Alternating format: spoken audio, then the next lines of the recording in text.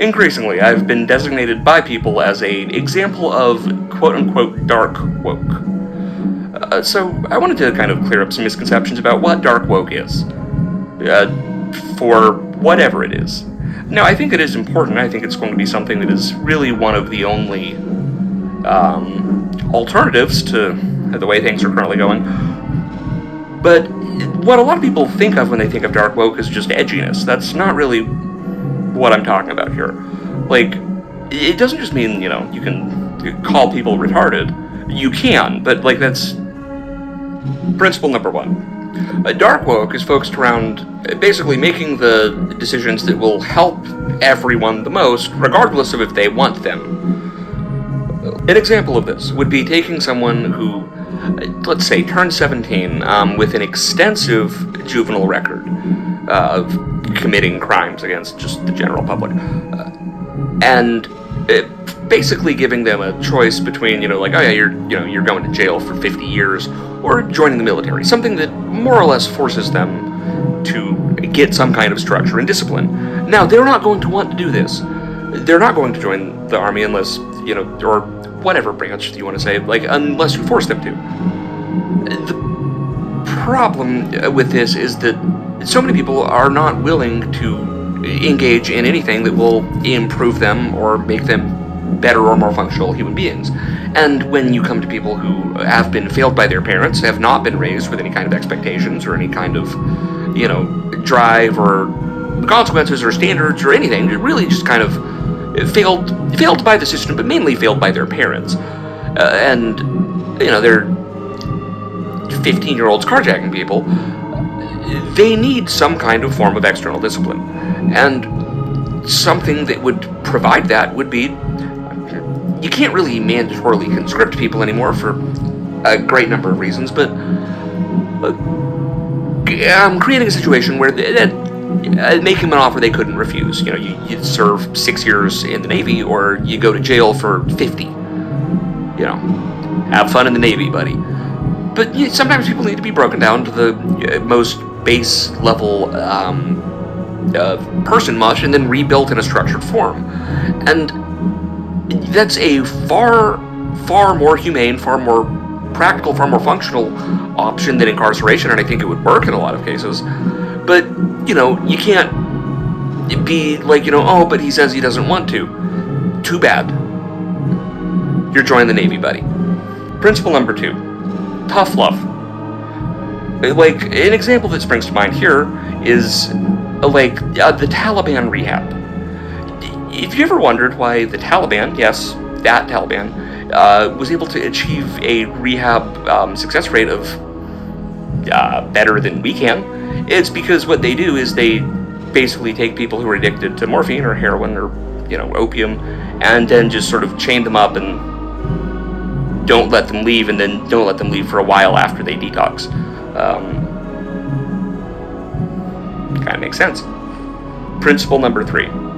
We need to bring back standards. We need to bring back shame. This constant, we've gone too far. Principle number 4. The institutionalization of those unable to cut it. If you're a drug addict, if you were homeless, if you were psychotic, if you were schizophrenic, we're not just going to leave you to your own devices and to victimize and be victimized by the general public. No, you need to be a ward of the state. You need to be taken care of. If you want ultimate freedom and ultimate self-determination at all costs, become a libertarian. Principle number 5. Less sympathy, more empathy. Do not pity someone. Picture what you would do in their position. Sometimes, you would be doing the exact same thing. Other times, you would not. Oftentimes, that is how that person got into that situation in the first place. Number 7. Rejection of trauma as an excuse. Trauma can be an explanation. It cannot be an excuse. Principle number 7. Accepting and working within the confines of reality to solve a problem rather than trying to just pretend the problem isn't real. There's so many things that fall into this.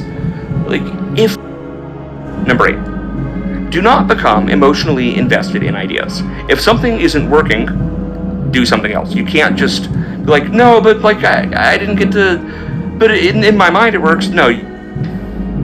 Progress. Number 9. Realizing that indulgence, both of oneself and of others, is a vice, not a virtue. The same reason that, you can't just let your kids eat candy all day, every day, and then not brush their teeth. That reflects poorly on you. And even if the kids don't know any better, they also shouldn't be allowed to do that. Like, you only need to align with the beliefs of someone on the topic at hand for them to be an effective person for you to ally with. You think that, like, the white hipsters from Ann Arbor and the Muslims from Dearborn that were protesting, side by side, hand in hand, arm in arm, against the Palestinian genocide, you think they have the same views on LGBT rights? No. But that doesn't keep them from being effective allies. That wasn't the issue at hand. Like, they were able to hit a critical mass of being more effective than the sum of their parts by working together, because they agreed about the issue.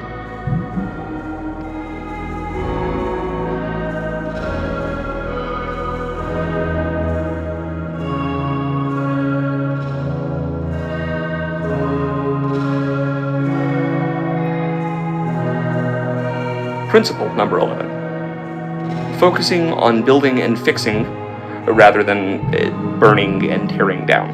I mean this both literally and metaphorically, as well as physically and socially. Trying to tear other people down, trying to, be the crab in the bucket, is not gonna work. Number 12. Do not let the perfect be the enemy of the good. Insensitively helping someone is about 1,000 times better than sensitively, compassionately, not really doing anything to help them, and accomplishing nothing, but in a way that it makes room for marginalized voices or whatever. Finally, principle number 13. Zero tolerance for a negative mindset.